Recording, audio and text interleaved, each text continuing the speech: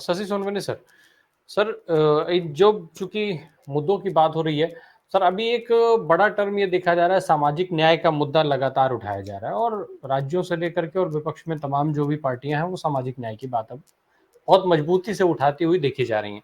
तो ये सर कितना अहम है इस मुद्दे को उठाया जाना, और अगर इस मुद्दे को जिस तेजी से आज उठाया जा रहा है उससे किसको एडवांटेज मिलता हुआ दिखेगा, अगर जो इन फ्यूचर अगर ये मुद्दा बना लिया जाए बड़ा मुद्दा, चूंकि इस विधानसभा चुनाव में तो अभी ये बहुत बड़े मुद्दे के तौर पर नहीं दिखा है, लेकिन लोकसभा चुनाव में क्या ये मुद्दा इतना बड़ा रहेगा और किसको एडवांटेज मिलेगा इस मुद्दे को, अगर दोनों तरफ से चीजें उठाई जाए तो? नहीं, सामाजिक न्याय का सवाल कब ज़्यादा प्रखरता से सामने आता है?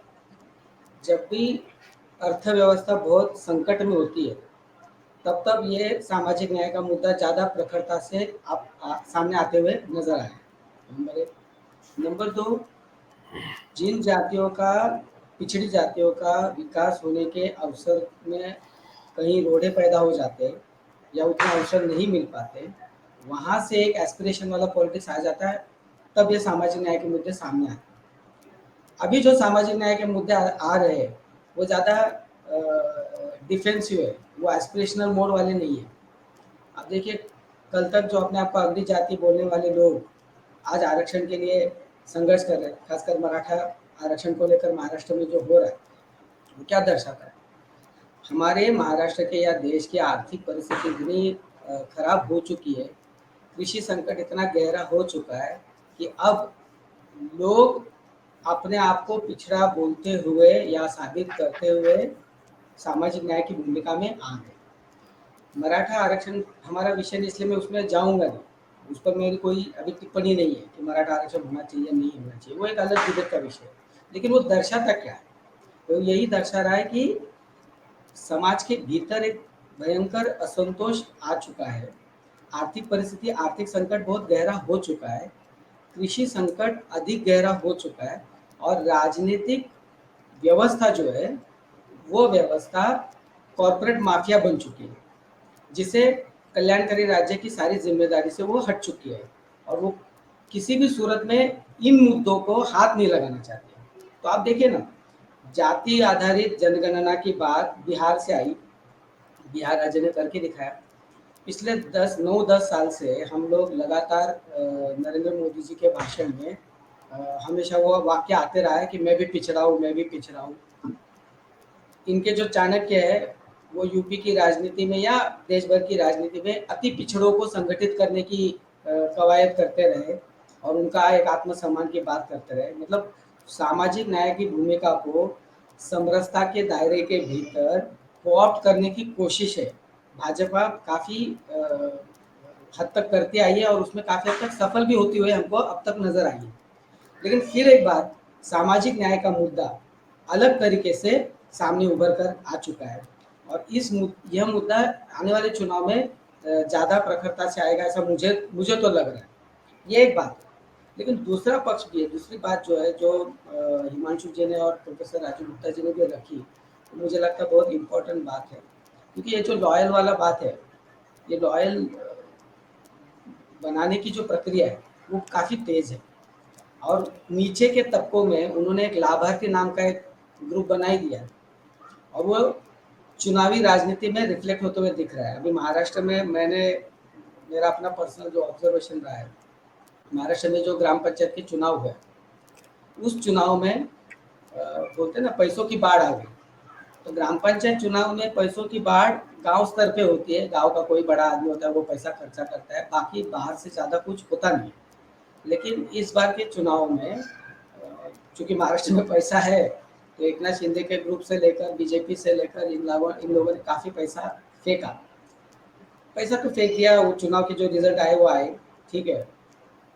असली बात क्या है, लॉजिक क्या बता रहे थे क्या, ये ग्राम पंचायत के चुनाव में मतदाताओं को यह समझाने की कोशिश की जा रही है कि देखो भाई, अब ये ग्राम पंचायत के लिए इतना है, लोकसभा के लिए और विधानसभा के लिए ज़्यादा आएगा। क्यों ज़्यादा आएगा? इसलिए ज़्यादा आएगा क्योंकि पार्टी नहीं चाहती, मतलब भाजपा नहीं चाहती कि भाई ये विधायक को खरीदने के लिए जो पैसा खर्चा करना पड़ता है, वो खर्चा विधायक को क्यों अकेले दे। उससे अच्छा वो पैसा आप लोगों के लिए मिले। अब ये बातें ग्राम पंचायत के चुनाव के स्तर पर आ चुकी है और इसका उनको अगर कुछ हद तक भी बेनिफिट मिलता है मान लो, तो हम लोग फिर एक लोकतंत्र कितने खतरे में है इसका हम लोग अंदाजा लगा नहीं सकते, ऐसी परिस्थिति आ चुकी है। तो मुझे जो दिख रहा है वो इस तरह का है कि सामाजिक न्याय की भूमिका रखने वाले जितने भी तमाम फोर्सेस है वो बेसिकली इस देश के भीतर लोकतंत्र भी बनाए रहे इस भूमिका के स्तर पर खड़े हैं। और जो सामाजिक न्याय के खिलाफ में है औपचारिक रूप से वो समरसतावादी है और उनकी भूमिका सामाजिक न्याय को नकार कर एक व्यापक जो भी उनका हिंदुत्व या जो भी राजनीति है फासिस्ट वाली, उस राजनीति के भीतर इन सारे तमाम शक्तियों को, सामाजिक तत्वों को कोऑप्ट कर कर, एब्जॉर्ब कर कर उनको अलग भाषा में कहूँ तो वो गुलाम बनाने की प्रक्रिया में ले जाना चाहते हैं। इन दोनों के बीच में टकराव, और इस टकराव में अभी जो दिख रहा है माहौल के स्तर पर जो दिख रहा है वो ये है कि वो जादू की छड़ी भाजपा के पास नहीं है। इसलिए अभी नमो 11 सूत्रीय कार्यक्रम आप लगाओ, कुछ भी करो, कुछ मतलब नहीं रहता है। मैं 11 सूत्रीय कार्यक्रम देख रहा था तो वो हंसे या रोए ऐसी परिस्थिति है। अब नारी सम्मान की बात करें वो 11 सूत्रीय कार्यक्रम में, और वो भी किसके नाम पर? नरेंद्र मोदी के नाम पर। जो नरेंद्र मोदी मणिपुर के महिलाओं के उत्पीड़न के उस मामले में अब तक वहां पहुंच भी नहीं पाए, उस नरेंद्र मोदी के नाम पर महिला सम्मान की योजना है महाराष्ट्र में एक नाथ शिंदे जी लागू करने वाले। तो कुछ वही पुरानी योजनाएं सरकार की, केंद्र की, राज्य की, उसको जामा पहनाकर घुमा फिरा कर लगा रहे। महाराष्ट्र के आदिवासी स्कूलें जो है उसको वो मॉडर्न करने के चक्कर में लगे, बोल रहे मॉडर्न करेंगे, हाई स्पीड इंटरनेट देंगे। महाराष्ट्र के आदिवासी आश्रम स्कूल जो होते हैं उन कई सारे आश्रम स्कूल में ठीक से राशन तक नहीं मिलता, बच्चों के डीबीटी के इश्यूज है, फ्रीशिप स्कॉलरशिप्स के इश्यूज है, उनके लिए इनके पास पैसा नहीं मिल रहा है। और ये हाई स्पीड इंटरनेट सेवा प्रोवाइड करने की और आर्टिफिशियल इंटेलिजेंस की ट्रेनिंग देने की बात करें तो इससे और नौटंकी मोदी सरकार से तो और कोई हम देख नहीं पाते। तो कुल मिलाकर स्थिति ये है कि पैसा, कॉरपोरेट माफिया, इनका जो गठजोड़ है वो गठजोड़ काफ़ी मजबूत है और उनके बीच में अहंकार आ चुका है कि हम पैसा फेंक कर और स्थानीय स्तर के जो एजेंट्स होते हैं, पॉलिटिकल एजेंट्स होते हैं, उनको मैनेज करके ये चुनावी राजनीति का खेल जो है वो हम लोग खेल सकते हैं। अब उस खेल में पहली बार ऐसा लग रहा है कि ब्रांडिंग का जो इशू था उस ब्रांडिंग में थोड़ी सी गड़बड़ दिखने लगी है, तो ब्रांड को थोड़ा सा फिर एक बार बैकफुट पे ले रहे हैं और रीजनल सत्रप्स और स्थानीय नेताओं को फिर एक बार थोड़ा सा तवज्जो देकर, क्योंकि चुनाव है तो तवज्जो देकर आगे बढ़ने की कोशिश कर रहे हैं। आखिरी बात, भाजपा के भीतर महाराष्ट्र में भयंकर असंतोष है और देवेंद्र फडणवीस जैसे लोग जो है वो भाजपा के नेताओं को शांत करने की इसमें लगे और बात यही बोल रहे हैं कि हमको ये सब क्यों करना पड़ रहा है, क्योंकि नरेंद्र मोदी को प्रधानमंत्री बनना है। तो एक एक समय आ जाएगा और वो आ रहा है कि लोग, भाजपा के भीतर के लोग भी कल पूछेंगे ना कि भाई नरेंद्र मोदी को प्रधानमंत्री बनाने के लिए हम लोग कितनी कीमत दें और क्यों दें, कि हमको दरी बिछाने का ही काम रहेगा। एक और एक मजाक जो चल रहा है, जोक के रूप में चल रहा है कि भाई कोई भी हैसियत रखने वाला पॉलिटिकल लीडर भाजपा में नहीं जाना चाहता है। वो इसलिए नहीं जाना चाहता क्योंकि अगर वो बाहर रहेगा और उसका थोड़ा बहुत क्लाउट रहेगा तो क्या भरोसा वो सीएम भी बन सकता है, डेप्यूटी सीएम तो बन ही सकता है, तो भाजपा में क्यों जाए। तो ये जो जोक चल रहा है उसमें भाजपा के भीतर के विधायक, मंत्री संतरी जो भी है और पार्टी स्ट्रक्चर के जो भी उनके तथाकथित नेता है उनकी क्या हैसियत है वो दर्शाती है। तो कुल मिलाकर सिचुएशन बहुत कॉम्प्लिकेटेड दिख रही है, स्ट्रक्चर उनके पास है, यंत्रणा उनके कब्जे में, लेकिन जनता के बीच का माहौल वो पूरी पूरी तरह से भाजपा के खिलाफ में हमको जाते हुए दिख रहा है। अब वो वोट में कैसे तब्दील होगा ये आने वाले दिनों में ही हमको पता चलेगा। शशि सर, एक बात चूंकि मोदी की हो रही है, अभी आपने भी जिक्र किया, हिमांशु सर भी उस बात को जिक्र कर रहे थे कि भाई मोदी जी को आगे बढ़ाने के लिए कब तक नेता समझौता करते रहेंगे।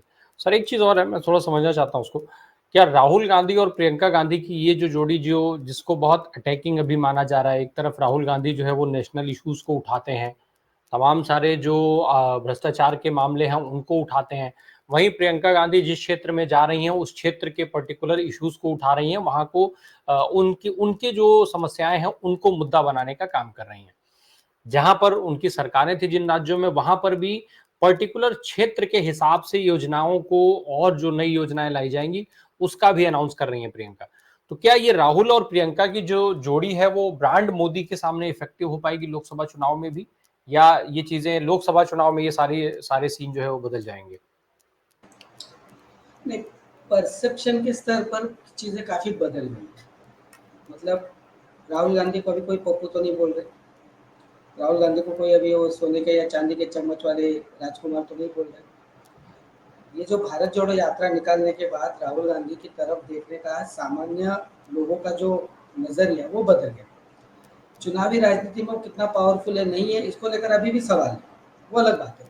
लेकिन राहुल गांधी हो या प्रियंका गांधी हो, खासकर राहुल गांधी को सत्ता का कोई लोभ नहीं है और वो वाकई में देश जोड़ने के लिए चल पड़े। कांग्रेस पे भरोसा नहीं, लेकिन राहुल गांधी पे थोड़ा सा भरोसा लोगों का दिख रहा है। जो आम लोगों की प्रतिक्रिया में उसकी बात कर रहा हूँ, उसके अगेंस्ट में जो नरेंद्र मोदी की सर्वव्यापी सर्वस्पर्शी ऐसी जो प्रतिमा थी, वो प्रतिमा भी टूट चुकी है। वो प्रतिमा को अभी कोई गंभीरता से नहीं ले रहे हैं। बात क्या आ रही है अभी कि नरेंद्र मोदी के कब्जे में पूरी पार्टी है, पूरी यंत्रणा है, और फिर आखिरी बात आती है कि मोदी नहीं है तो फिर कौन है? जीतने वाले जो ये होता है उसमें नरेंद्र मोदी हो सकते हैं और कोई उनको चैलेंज करने वाला हो नहीं सकता। ये जो 3-4 मुद्दे लोगों के बीच में से आते हैं ना, ये आपको शायद चुनाव जीतने के लिए मदद कर सकते हैं, लेकिन आपका पॉलिटिकल स्टेचर जो है उस स्टेचर को निगेट कर देता है, नीचे खींच के लाता है। वो वाला स्टेचर अभी मोदी साहब का रहा नहीं। राहुल गांधी की दिक्कत ये है, प्रियंका गांधी की दिक्कत जो मुझे नजर आ रही वो ये है कि वो जिस स्तर पर नरेंद्र मोदी के राजनीति को टक्कर देने की कोशिश कर रहे हैं वो एक आइडियोलॉजिकल प्लेन पर जा रहे हैं। मतलब स्थानीय स्तर के मुद्दे उठाना प्रियंका गांधी का, या राहुल गांधी का एक राष्ट्रीय स्तर के मुद्दों को उठाना, या अदानी को सीधे सीधे टारगेट करना क्रोनी कैपिटलिज्म के एंगल से, ये सारे कुछ आइडियोलॉजिकल पोजिशंस है, इतने आसान नहीं होते। लेकिन उन भूमिका के नजदीक जाने वाली कांग्रेस की जो यंत्रणा चलनी चाहिए, मतलब पार्टी की भूमिका के रूप में जितना आना चाहिए वो अभी भी उतना नहीं आ रहा है। तो दिख ये रहा है कि लोगों के बीच में राहुल गांधी को लेकर एक सहानुभूति है, एक सकारात्मक दृष्टि आ गई है। नरेंद्र मोदी का जादू नीचे जा चुका है, लेकिन वो नकारात्मक हो गया ऐसी भी स्थिति नहीं है, इसलिए कोई गलतफहमी में रहने की जरूरत नहीं है। सवाल सिर्फ इतना है कि उनको अभी कोई विकल्प नहीं है, इस तरह की बात आ रही है। आखिरी बात जो है ना, जो हिमांशु जी ने बात रखी, वो मुझे लगता है कि ये सारा जो खेल चल रहा है कॉर्पोरेट माफिया का और एजेंसीज वगैरह इनका, तो चुनाव अभी एक गेम की तरह इन्होंने कर डाला है। इनमें पॉलिटिकल पार्टीज और उनके जो मालिक बैठे हुए कॉर्पोरेट जायंट्स है उनका खेल हो गया। वी द पीपल कहाँ है? आप पब्लिक इंडिया चला रहे हो तो यहाँ पे इंडिया और पब्लिक कहाँ है? तो इंडिया और पब्लिक कहीं भी इसमें नहीं आ रही है।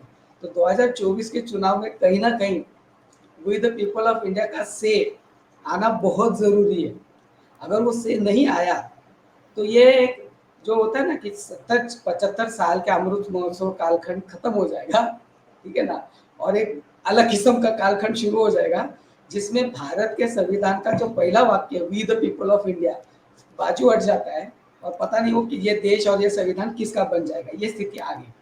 दूसरी जो बात है उससे जुड़ी हुई, 24 के बाद आपका कॉन्स्टिट्यूशनल कॉन्स्टिट्यूएंसीज का रीऑर्गेनाइज हो जाएगा। आज की तारीख में आपको बता देता हूँ कि मैं ज्योग्राफिकली बीजेपी को सबसे बड़े झटके कहाँ मिलने वाले, तो दक्षिण भारत में, और हो सकता है अभी पूर्वोत्तर राज्य में, क्योंकि मणिपुर वाले मामले हो चुके हैं दिख रहा है। पूर्वोत्तर का एक अपना स्पेसिफिक इशू है, लेकिन दक्षिण भारत में वो भयंकर क्या बोलते हैं आइडियोलॉजिकल और पॉलिटिकल होगा। आइडियोलॉजिकल इन द सेंस, ये जो स्टालिन के बेटे ने सनातन पे भूमिका रखी थी, उसके बाद इन्होंने जो बवाल किया बीजेपी ने, वो उन पर गुमराह हो गया दक्षिण भारत में। और आपने दक्षिण भारत तमिलनाडु का एक अलायंस पार्टनर भी खो दिया। AIDMK जो बीजेपी के साथ थी वो भी उनसे दूर हो गई। ये मैं इसलिए कह रहा हूँ क्योंकि 24 के बाद जो कॉन्स्टिट्यूंसी का रीऑर्गेनाइजेशन हो जाएगा, उसके बाद दक्षिण भारत माइनॉरिटी बन जाएगी। और अभी से दक्षिण भारत के भीतर के इंटेलिजेंसिया के बीच जो भी पढ़े लिखे लोग हैं उनके बीच में ये चर्चा अभी शुरू हो चुकी है और हल्के हल्के महाराष्ट्र में भी मराठी लोगों में शुरू हो गई है। वो यह है कि हम जीडीपी में सबसे ज़्यादा कंट्रीब्यूट कर रहे हैं, एजुकेशन फैसिलिटीज या सिस्टम को बनाए रखने में हम लोग कंट्रीब्यूट करते रहे और फिर हम माइनॉरिटी अगर हो जाते हैं तो ये वहाँ से दिल्ली वालों के जो दादागिरी है वो हमारे ऊपर ज़्यादा बढ़ेगी। तो इसको कैसे डील करेंगे? ये डील करने वाले जो सवाल है ना, क्योंकि ये 24 का चुनाव मोदी आएंगे या राहुल गांधी आएंगे या कांग्रेस आएगी, ये वाले चुनाव नहीं अभी, ये चुनाव उससे आगे निकल चुका है।